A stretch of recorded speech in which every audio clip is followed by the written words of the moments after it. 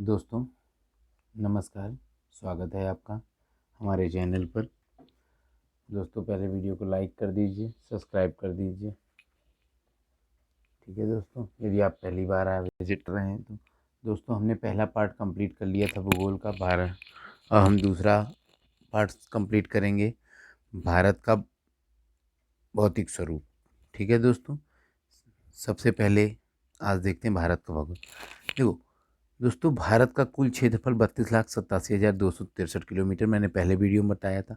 उस क्षेत्रफल का 10.7% हमारे क्या हैं, उच्च पर्वत श्रेणियां हैं।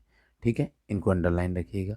उसके बाद पर्वत श्रेणियां जिनकी ऊंचाई 2000 मीटर से, जितना कह रहा हूँ दोस्तों उतना याद रखेंगे आपके समुद्र तल से। दोस्तों समुद्र तल से क्यों? क्योंकि समुद्र तल से पानी का औसतन हर जगह से बराबर होता है, इस वजह से समुद्र तल से लिया जाता है। इससे अधिक 2000 से अधिक ऊंचाई होती है तो उन्हें क्या कहा जाता है, पर्वत श्रेणियाँ। दोस्तों ऐसे लगा सकते हैं आप, जिनकी ऊंचाई 300 से और 2000 मीटर की ऊंचाई से अधिक हो उन्हें क्या कहते हैं, पहाड़ियाँ कहते हैं। दोस्तों क्या कहते हैं, पहाड़ियाँ कहते हैं। ठीक है दोस्तों, उन्हें क्या कहते हैं, पहाड़ियाँ कहते हैं। उसके बाद देखिए दोस्तों, 10.7% पे पर्वत हो गए। ठीक है दोस्तों, 18.6% पर क्या हो गई, हमारी पहाड़ियाँ हो गई। ठीक है, और मैदानी इलाका कितना होता है तो दोस्तों भारत में कितना, 43% तक मैदानी का। दोस्तों बांग्लादेश के बाद सबसे ज़्यादा मैदानी इलाका किसी भी देश को देखने को मिलता है तो वो भारत है, द्वितीय स्थान पे। ये बात को नोट रखिएगा। अब हिमालय का प्रादेशिक विभाजन। दोस्तों हिमालय का प्रादेशिक विभाजन हम देखते हैं इसको। हिमालय का प्रादेशिक विभाजन में सबसे पहले लंबाई मत याद करिए दोस्तों, इससे कोई लेना देना नहीं है। आपको विस्तार देखना, पंजाब हिमालय, इसमें सिंधु नदी और सतलज नदियों का मध्य का इलाका कहलाता है। किमायू हिमालय, सतलज और काली नदी। दोस्तों काली नदी नेपाल की मेन नदियों में से है। नेपाल हिमालय, काली नदी और तिस्ता। दोस्तों मैंने तिस्ता को बताया था भारत की सबसे तेज बहने वाली नदी है। उसके बाद असम में तिस्ता और देहांग नदी के बीच ब्रह्मपुत्र की सहायक नदी कौन सी है, तिस्ता है दोस्तों। इसके बाद हो जाएगा भौतिक स्वरूप के आधार पर भारत को 5 भागों में बांटा गया। कितने भागों में बांटा गया भौतिक स्वरूप के हिसाब से, 5 भागों में। दोस्तों ऐसे याद करिएगा, जितना मैं पढ़ा रहा हूँ उसको अंडरलाइन करिए। क्योंकि देखिए दोस्तों, कई बार होता है कि हम यूट्यूब से बहुत अधिक पढ़ लेते हैं, लेकिन उससे फ़ायदा तो होता है, लेकिन जब तक आप एग्ज़ाम के टाइम रिवीजन नहीं करेंगे उसका कोई फ़ायदा नहीं है। आज विज्ञान किताबों में बसता है, ये बात है। जल्दी से जल्दी बुक खरीदिए और जितना टॉपिक मैं अंडरलाइन करता हूँ उसे पढ़िए। आपको एग्ज़ाम में डेफिनेटली नंबर ज़्यादा देखने को मिलेंगे, क्योंकि रिवीजन सबसे ज़्यादा ज़रूरी है, क्योंकि ज्ञान रिपीटेशन मांगता है। पहला उत्तरी मैदान, फिर विशाल मैदान, उत्तरी भारत का पर्वतीय मैदान, फिर विशाल मैदान, फिर प्रायद्वीपीय भारत जो महाराष्ट्र का इलाका है, ऐसे करके ये प्रायद्वीपीय भारत का कहलाता है। और ये ऊपर वाला भारत का दोस्तों क्या है, हिमालय का है ये वाला इलाका। ठीक है दोस्तों, ऐसे याद रखिएगा। उसके बाद मरुस्थल, मरुस्थल मतलब ये राजस्थान है। यहाँ पे आगे जो पहाड़ियाँ आती हैं वो मरुस्थल के अंतर्गत आती हैं राजस्थान में। ठीक है दोस्तों, उसके बाद हो जाता है समुद्री तट, कोस्टल एरिया। देखते हैं दोस्तों, मैंने कोस्टल एरिया जो बताया था उसको कमेंट बॉक्स पे ज़रूर लिखें दोस्तों। कुछ वैज्ञानिकों का मत है दोस्तों कि हिमालय पहाड़ जहाँ टेथीज नाम का सागर होता था। दोस्तों याद रखना, आज जहाँ पर हिमालय है, लोग कहते थे पहले क्या था, यहाँ टेथीज नाम का सागर होता था। लेकिन आपको लग रहा होगा ऐसा कहने से कैसे मान लिया। हमने कहा देखिए सुनिए मेरी बात। ये जो हिमालय था ये गोंडवाना और यूरेशियन प्लेटों के टकराने के शुरू शुरू गोंडवाना और यूरेशियन प्लेटें जब आपस में टकराती हैं तो उसके बाद में हिमालय का जो भूभाग उड़ जाता है। इसलिए दुनिया का सबसे बड़ा वलित पर्वत हिमालय कहलाता है। इस भूभाग के उठ जाने पर जिस पर्वत का निर्माण उसे हिमालय, इसके साक्ष्य जो हमारे राजस्थान में खारी झीलों के रूप में देखने को मिलते हैं। क्योंकि अचानक से सांभर झील का आपने सुना होगा नाम, सांभर झील का अति शुद्ध नमक इसी के अंतर्गत आता है। ठीक है दोस्तों, अब देखेंगे प्लेट टेक्टोनिक का सिद्धांत। देखिए देखो, हिमालय की उत्पत्ति किससे हुई, गोंडवाना और यूरेशियन प्लेट के टकराने से हिमालय की उत्पत्ति हुई है। बात समझ में आ गई दोस्तों। हिमालय का प्रायद्वीपीय पठार कैसा है दोस्तों, उत्तर लेंस। तो लेंस उत्तर लेंस के बाद और तिब्बत की ओर का लेंगे अवतल लेंस के बाद में। देखिएगा इसको बहुत ध्यान नजर रखिएगा। इसके 4 समांतर पर्वत श्रेणियां हैं दोस्तों। हिमालय में कितनी श्रेणियां हैं, 4 हैं दोस्तों। ऐसे करके देख लेंगे, पहली होती ट्रांस, फिर हिमाद्री हिमालय, फिर मिड हिमालय और सबसे बाद में कौन थी, शिवालिक रेंज। ऐसे याद रखिएगा, क्रम से ऐसे याद रखिए, क्योंकि ये पूरा भारत का ऐसे इलाका कवर करता है। ठीक है दोस्तों। इसके बाद ट्रांस हिमालय, ये कराकोरम और लद्दाख का इलाका, कौन सा इलाका कहलाता है, कराकोरम। ट्रांस हिमालय में कराकोरम, लद्दाख, जास्कर, ये ट्रांस हिमालय की श्रेणियों के अंतर्गत आते हैं दोस्तों। कई बार पूछा जाता है, इनमें ऑप्शन दे देंगे, कराकोरम, लद्दाख, जास्कर, ये किस हिमालय के, तो ट्रांस हिमालय के अंतर्गत है। केटू, केटू भारत की सबसे ऊंची चोटी जो पीओके अधिकृत है, कल मैंने बताया था।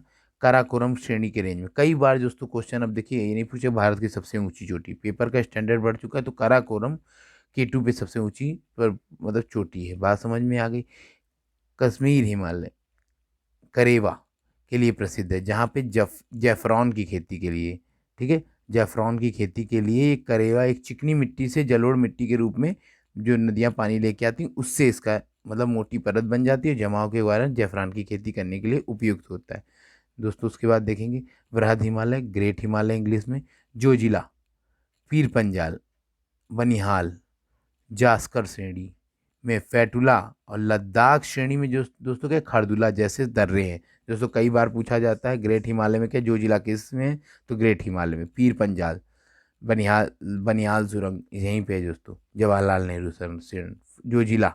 बात समझ में आ गई कि नहीं आ गई, इन दर्रों में है। और फैटुला लद्दाख श्रेणी में कौन सी, जास्कर वाले फैटुला।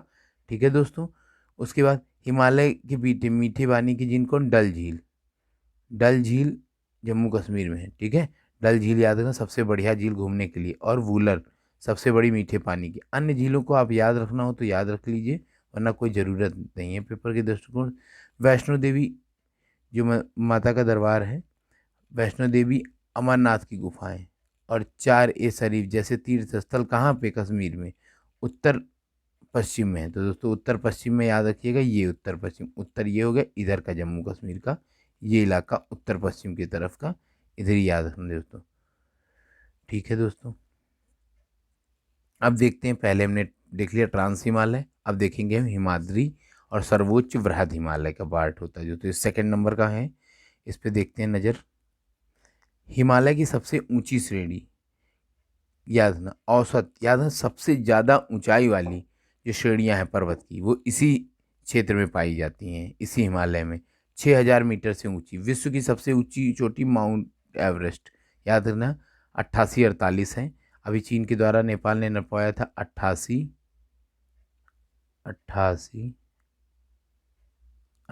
दोस्तों, रेटिंग के लिए माफ़ी चाहता हूँ, बहुत जल्दी इसमें सुधार करूँगा। 8.6, ठीक है, याद रखना। कंचनजंगा, नागा पर्वत, नंदा देवी, कामेट, नामचा बरवा, दोस्तों नामचा बरवा अरे कामेट नेपाल में, नंदा देवी उत्तराखंड, नागा पर्वत जम्मू कश्मीर, कंचनजंगा सिक्किम, याद रखना दोस्तों, इसको बहुत इंपॉर्टेंट है, कई बार पूछे जाते हैं। वृहद हिमालय में मेन सेंट्रल थर्ड को अलग करता है। इसके बाद आ जाएगा दोस्तों तीसरा, हिमाचल श्रेणी या लघु हिमालय या मिड हिमालय, जो भी आप इसको कह सकते हैं, याद रखिएगा। इस श्रेणी में पीर पंजाल, धौलाधर नेपाल में, मसूरी उत्तराखंड में, नागा डिब्बा, महाभारत जैसी, महाभारत की श्रेणी याद रखना दोस्तों, कई बार पूछा जाता है नेपाल में, सीधे सीधे क्वेश्चन यहाँ पे बनता है। इसमें मध्य कश्मीर घाटी, लाहौल स्फीति, कुल्लू, कांगड़ा जैसी घाटियाँ, यहाँ पे अल्पाइन चारागाह के मैदान मिलते हैं, याद रखना। यहीं पे पश्मीना नामक एक बकरी पाई जाती है जिसका ऊन सबसे महंगा है दोस्तों। लोग कहते हैं कि इसका पूरी चद्दर अंगूठी के जी से ही निकल जाती है, मतलब जो छल्ला होता है उससे निकल जाती है। कश्मीर घाटी मर्ग और उत्तराखंड में बुग्याल या प्रयार के रूप में इसी श्रेणी को, बस इतना ही देखिएगा। और शिमला, कुल्लू, मनाली, मसूरी ये दार्जिलिंग के लघु हिमालय में देखना दोस्तों। चाय उत्पादन में सबसे अच्छा क्षेत्र दार्जिलिंग जो पश्चिम बंगाल का है, तो शिमला, कुल्लू, मनाली, मसूरी, ये सब मसूरी बढ़ता जाके उत्तराखंड में, मनाली, और ये सब हिमाचल प्रदेश में, शिमला आप जानते हैं लघु हिमालय की। उसके बाद आ जाएगी लघु हिमालय शिवालिक की main boundary, the front of के द्वारा अलग है, मेन बाउंड्री के द्वारा ही अलग होती है दोस्तों। शिवालिक कई बार दोस्तों पेपर में सीधे सीधे देखा जाता है, यूपीएससी तक में क्वेश्चन पूछा जाता है। शिवालिक श्रेणी को निम्न बाह्य हिमालय में देखा गया, ये नवीनतम होती। शिवालिक और लघु हिमालय के बीच में कई घाटी हैं, कई बार दोस्तों इसके पश्चिम में दूर से लेके, दूर मतलब देहरादून, द्वार मतलब हरिद्वार, जैसी देहरादून और हरिद्वार जैसे शिवालिक के नीचे हिस्से को तराई कहा जाता है दोस्तों। हिमालय का तराई क्षेत्र कहलाता है दोस्तों। इसके बाद अरावली की पहाड़ी के बारे में।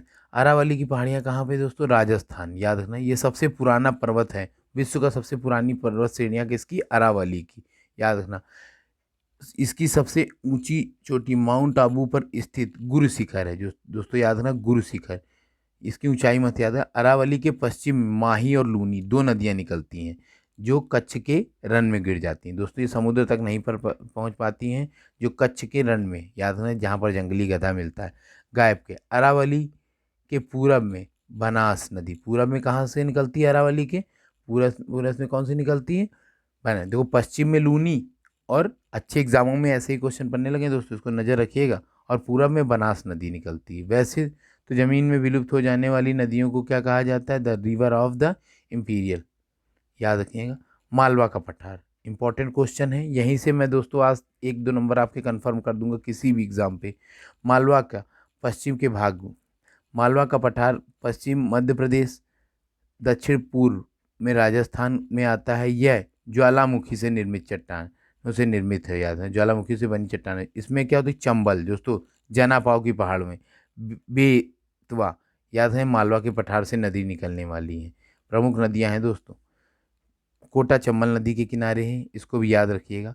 विंध्याचल का पठार, विंध्याचल का पठार बहुत इंपॉर्टेंट है। पठार झारखंड में भी है, उत्तर प्रदेश में इसका रेंज आता है, और दक्षिण पूर्व राजस्थान में होते हैं। ये परतदार चट्टानों से विंध्याचल पर्वत श्रेणियाँ उत्तर भारत को, दोस्तों कई बार पूछा, उत्तर भारत को दक्षिण भारत से अलग करने वाली पर्वत श्रेणियाँ इसी के अंतर्गत आती हैं।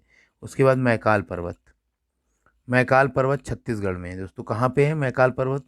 इस पे इसकी सबसे ऊंची चोटी अमरकंटक। याद रखना, यह पुरानी चट्टानों में इसका एक ब्लॉक पर्वत है। ऐसा पश्चिम में, पश्चिम में इसकी कौन सी नदी निकलती है दोस्तों? पश्चिम में नर्मदा। पश्चिम में कौन सी है? नर्मदा। पश्चिम में कौन सी नदी है? कई बार पेपर में पूछते हैं, पश्चिम में कौन सी नदी है? नर्मदा। पश्चिम में कौन सी है? नर्मदा। और पश्चिम की ओर बहने वाली नदी नर्मदा, और उत्तर भारत में सोन नदी। याद है, उत्तर भारत बिहार में आके गंगा में मिल जाती है दोस्तों, सोने के लिए लोग जानते हैं। उसके लिए दक्षिण की तरफ मतलब महानदी, याद है, सबसे लंबा बैंड महानदी उड़ीसा में है दोस्तों। याद है, सबसे हीराकुंड महानदी उड़ीसा बैंड, याद नहीं, उड़ीसा में मतलब दक्षिण की ओर चली जाती है, अरब सागर में। वो अरब सागर में गिरती नर्मदा, सोन जाती गंगा में, और महानदी कहाँ गिरती है? बंगाल की खाड़ी में। छोटा नागपुर का संप्रदाय मैदान का याद रखना, ये भारत का रूर है। रूर वह स्थान है जो जर्मनी में एक जगह है, उसको रूर बोलते हैं दोस्तों, जो राइन नदी के किनारे है।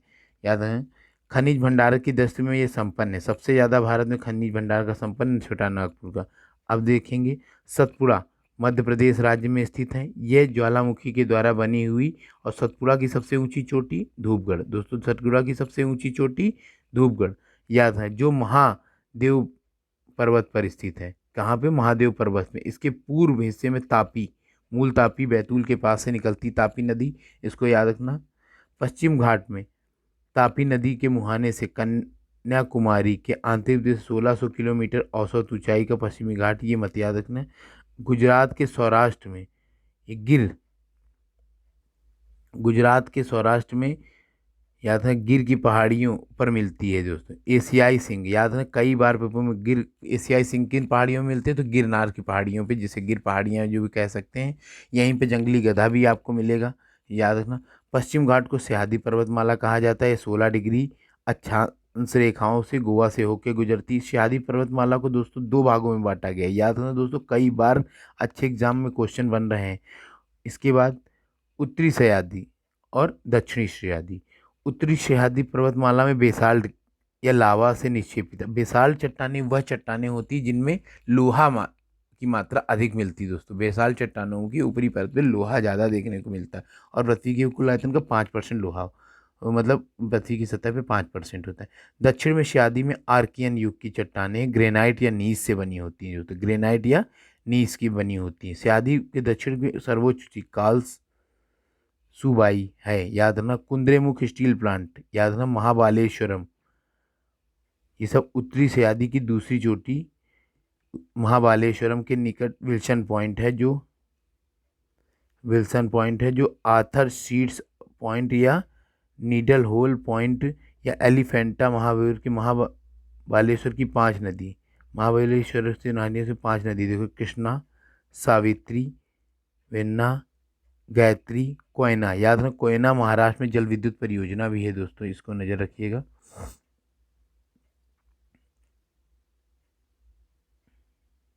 आप देखेंगे दोस्तों प्रमुख दर्रों से देखो, दर्रा वह होता है जो किसी भी मार्ग को जल्दी से रास्ता पहुंचा दे। दो पहाड़ों का क्षेत्र जो मतलब शॉर्टकट होता है, जैसे ऐसे देखिएगा, ये यहाँ पे निकलने वाला ये पासेस उसे दर्रा कहते हैं दोस्तों।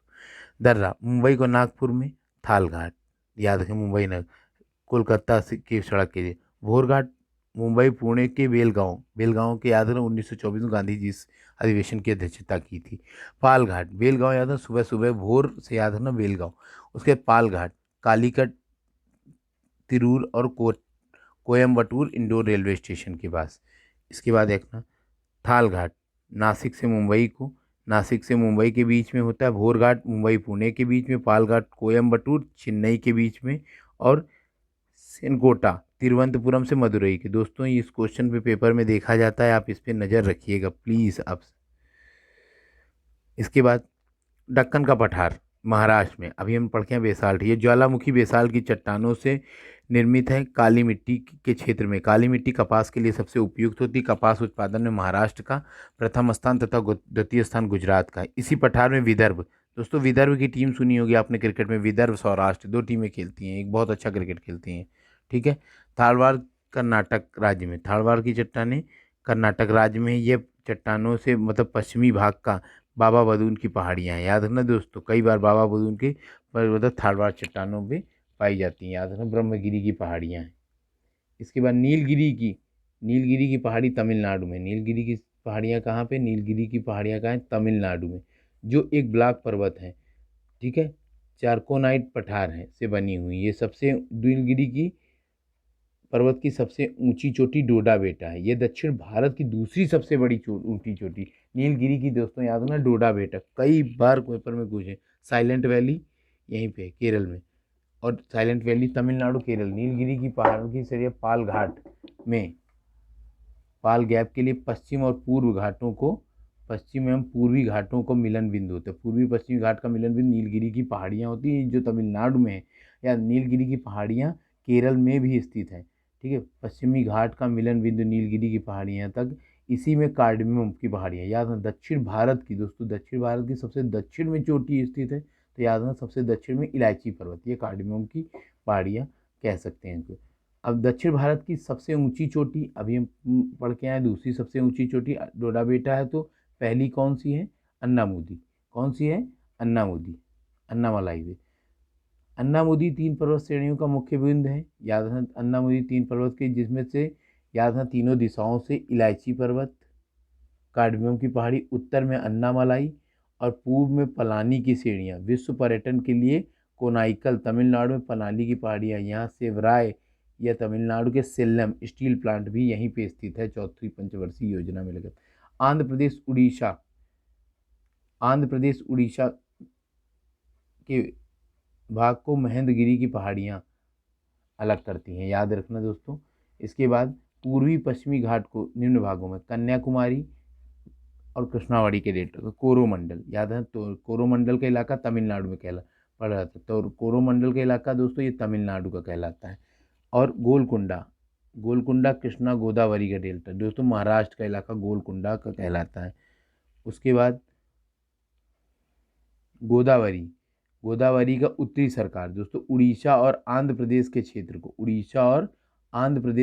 को, इस वाले क्षेत्र को क्या कहा? उत्तरी सरकार के द्वारा में कहा जाता है। दोस्तों भारत के कुछ बंदरगाह या पोर्ट ऐसे याद करेंगे दोस्तों, देखिए बिल्कुल आसानी से मैं याद करा दूंगा, थोड़ा सा वीडियो लंबा होगा क्योंकि टॉपिक बहुत इंपॉर्टेंट है, इसलिए थोड़ा सा नज़रअंदाज करिएगा, ठीक है दोस्तों। पारादीप फास्फेट लिमिटेड कंपनी का है, ये उड़ीसा में है। याद रखना कोलकाता में, पश्चिम बंगाल है। विशाखापट्टनम सबसे गहरा बंदरगाह, कुल नेवी यहीं सबसे ज़्यादा है।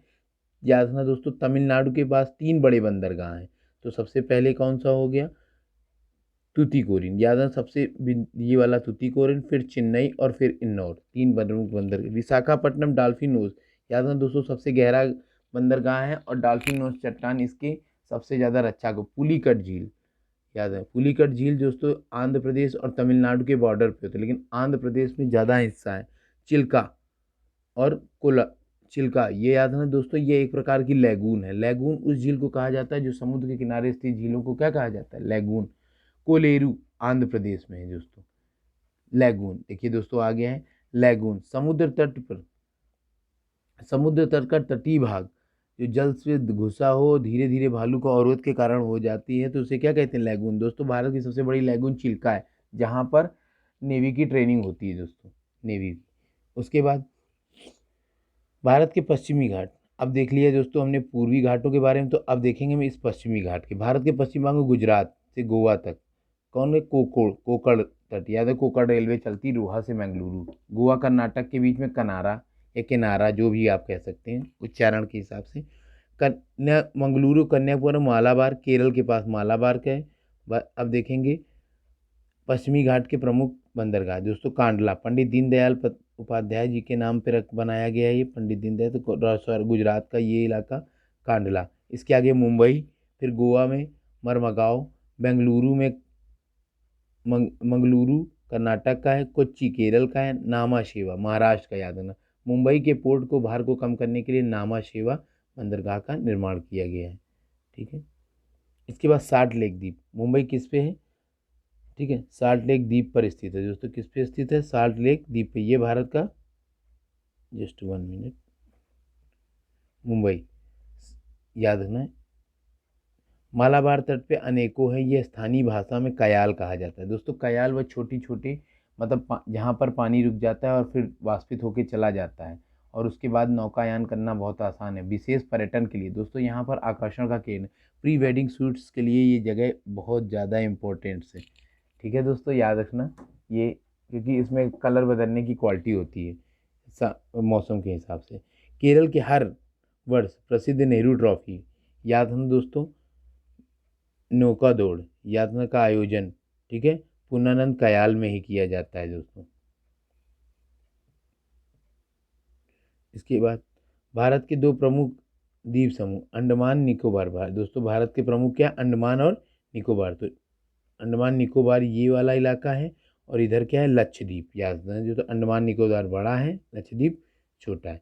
भारत के पास दोस्तों अंडमान निकोबार खेड़ी, बंगाल की खाड़ी, बंगाल की खाड़ी दोस्तों ये स्थित है, ठीक है। ये केंद्र शासित प्रदेश है, इसमें टोटल 247 द्वीप है। कितने दोस्त हैं, 247। निकोबार में 19 द्वीप है, निकोबार में कितने द्वीप हैं, 19 है। निकोबार में कितने हैं, 19 है। ये ये द्वीप समुद्र में डूबे हुए पर्वत हैं, जिन्हें अंडमान निकोबार की सबसे ऊंची चोटी सेंट फॉल द्वीप के अंडमान निकोबार के कोको जल स्ट्रेट, याद रखना, म्यांमार को भारत से अलग करने के लिए अंडमान निकोबार कोको स्ट्रेट जल। अंडमान निकोबार की राजधानी पोर्ट ब्लेयर है, कौन सी दोस्तों, पोर्ट ब्लेयर, जो दक्षिणी अंडमान में, इस बात को पूछते हैं, अंडमान निकोबार के अलावा दक्षिणी अंडमान में, अंडमान निकोबार में मैंग्रोव वनस्पति के बारे में अधिक जाना जाता है, बस इतना याद रखना, मैंग्रोव वनस्पति के लिए, पर्णपाती वनों के लिए। बंगाल,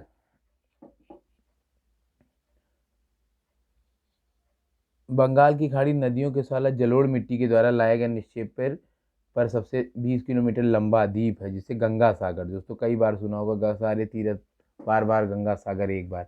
न्यू मरे द्वीप का निर्माण हाल ही में हुआ है, न्यू मरे याद रखना दोस्तों, न्यू मूर द्वीप या न्यू मरे, याद रखना, न्यू मूर द्वीप ये भारत और बांग्लादेश का विवादित है, वर्तमान में यह डूब चुका है दोस्तों। सुंदरवन जो डेल्टा है गंगा पे, गंगा और ब्रह्मपुत्र द्वारा निर्मित, ये मैंग्रोव वनस्पति के लिए जाना जाता है। भारत का सबसे बड़ा नदी द्वीप कौन सा, माजुली द्वीप, असम में ब्रह्मपुत्र नदी के दोनों ओर मिलती है। इसके बाद देखेंगे चैनल, दोस्तों समुद्र में किसी भी चीज़ का डिवाइडेशन चैनल के द्वारा। 8 डिग्री मालदीव को मिनिकाय, 4-4 से बांटेंगे। 9 डिग्री करावती मिनिकाय, उसके बाद 10 डिग्री छोटा अंडमान और car Nicobar. Great channel Sumatra को इंडोनेशिया से अलग करता है, पाक स्टेट, तमिलनाडु और श्रीलंका को। दक्कन पास दक्षिणी अंडमान, लघु अंडमान को याद है। कोको स्टेट जो तो म्यांमार को उत्तरी अंडमान से अलग करता है। पाक तमिलनाडु श्रीलंका को, मन्नार की खाड़ी तमिलनाडु और श्रीलंका के बीच, लक्षद्वीप मालाबार के तट में। सेतु समुद्रम परियोजना, याद है दोस्तों, सेतु समुद्रम परियोजना मन्नार की खाड़ी को जोड़ते हैं। दोस्तों यहाँ से देखेंगे तो उतना पढ़ाऊंगा जो पेपर में। अंडमान निकोबार की सबसे ऊंची चोटी सैंडल पीक है, याद है, ये उत्तरी अंडमान में है दोस्तों, याद रखना। और राजधानी पोर्ट ब्लेयर दक्षिण अंडमान में है। सबसे ऊंची चोटी सैंडल पीक, याद रखना दोस्तों। इनकी बाकी का याद रखना, आपको याद कर लीजिएगा, आपको सही लगे, वैसे इंपॉर्टेंट नहीं है उतना, क्योंकि सारे नाम इंग्लिश के होंगे तो आप अंडमान निकोबार में लगा सकते हैं, ये आपकी ट्रिक बता रहा हूँ। ठीक है दोस्तों। केंद्र शासित प्रदेशों में सबसे बड़ा पत्तन पोर्ट ब्लेयर है, कहाँ पे है? केंद्र शासित प्रदेशों में सबसे बड़ा पट्टन कौन सा है? पोर्ट ब्लेयर, याद है, दक्षिणी अंडमान में। दोस्तों इस चीज़ को जरूर। नेल्लौर तट श्रीहरिकोटा आंध्र प्रदेश में प्रवाल के द्वारा निर्मित है। प्रवाल भत्तिया मूंगे की चटनी। पुलिकट झील समुद्र में विलग है, याद है, मतलब ये लैगून है। यहीं पर अंतरिक्ष इसरो का, श्रीहरिकोटा आंध्र प्रदेश में। व्हीलर द्वीप दोस्तों उड़ीसा के पास। व्हीलर द्वीप के बारे में देखते हैं, आपने पढ़ा होगा APJ अब्दुल कलाम। व्हीलर द्वीप कई बार पेपर में पूछ जाता। उड़ीसा के तट पर ब्राह्मणी नदी के मुहाने पर स्थित। दोस्तों वर्तमान में UP SSC पे इस क्वेश्चन पे पढ़ा था, इम्पोर्टेंट क्वेश्चन है। ठीक है, भारत में मिसाइल का परीक्षण यहीं पे किया जाता है। वर्तमान में इसे अब्दुल कलाम द्वीप के नाम से। पम्बन द्वीप दोस्तों मन्नार की खाड़ी में श्रीलंका भारत को। एडम्स कबरी जिसे राम सेतु के नाम से, इसे रामेश्वरम के नाम से जाना जाता है, याद रखना दोस्तों। भारत में बैरन और नारकोंडम दो प्रसिद्ध ज्वालामुखी हैं। बैरन द्वीप अंडमान निकोबार में सक्रिय ज्वालामुखी है, नारकोंडम सुषुप्त अवस्था। लक्षद्वीप अरब सागर में स्थित है। इसमें कुल द्वीपों की संख्या 36 है, मात्र 11 में ही मनुष्य निवास करते हैं। ऑर्ट्रेड द्वीप सबसे बड़ा द्वीप है, याद रखना, ऑर्ट्रेड द्वीप सबसे बड़ा है। इसका क्षेत्रफल मत याद करना। मिनिकॉय दूसरा सबसे बड़ा द्वीप है, याद रखना दोस्तों, बहुत इंपॉर्टेंट है। आप बिल्कुल नज़रअंदाज इस चीज़ को नहीं कर सकते, क्योंकि वर्तमान में पेपर का लेवल आप देख रहे हैं। पिटाली द्वीप जहाँ मनुष्य निवास नहीं करते, यहाँ एक पक्षी अभ्यारण्य है, यही पूछा जाएगा। पिटाली पक्षी अभ्यारण्य कहाँ है? जिसे अगाती लक्षद्वीप का एकमात्र द्वीप है जहाँ पर हवाई अड्डा है। अगाती हवाई अड्डा कहाँ पर है? तो लक्षद्वीप। आप सोच भी नहीं सकते दोस्तों, कितना अच्छा क्वेश्चन। लक्षद्वीप 11 डिग्री चैनल को दो भागों में, उत्तरी अमीनो द्वीप और, ठीक है, कन्नानोरे द्वीप, याद रखना। इसके बाद लक्षद्वीप में सभी में मलयालम, ये दोस्तों केरल में बोली जाने वाली भाषा कौन सी? मलयालम। ये केरल में बोली जाने वाली भाषा मलयालम है, याद रखें। मिनिकॉय एक अपवाद एकमात्र है, बात है।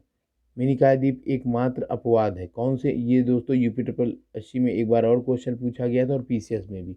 मिनिकॉय द्वीप एकमात्र अपवाद जहाँ पर महल भाषा बोली जाती। मलयालम लक्षद्वीप की है, लेकिन ये इम्पोर्टेंट है, याद है।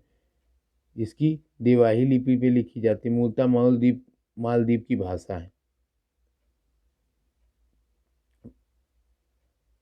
भारत प्रवाल भित्तियों में मन्नार की खाड़ी से कच्छ की खाड़ी को अंडमान निकोबार द्वीप समूह में लक्षद्वीप तक सीमित है। लक्षद्वीप में अटाल प्रवाद्वीप है, जो शेष तटीय प्रवाल भित्तियों के द्वारा निर्माण में मूंगा चट्टानें जो तो अवशेषों के रूप में नियोजित की से उष्णकटिबंधीय महासागर पाए जाते हैं, जो चूने पत्ते के, याद नहीं, ये एक प्रकार से शंख के ऊपर आपने देखा होगा मोरंग औरंग के अंदर, तो ये क्या हो जाता है, छोटा सा कीड़ा अपने ऊपर खोखल, वही प्रवाल भित्तियाँ कहलाती हैं, याद ना। ऑस्ट्रेलिया के पूर्वी ऑस्ट्रेलिया में प्रवाल भित्तियों को ग्रेट बैरियर लीफ के नाम से जाना जाता है।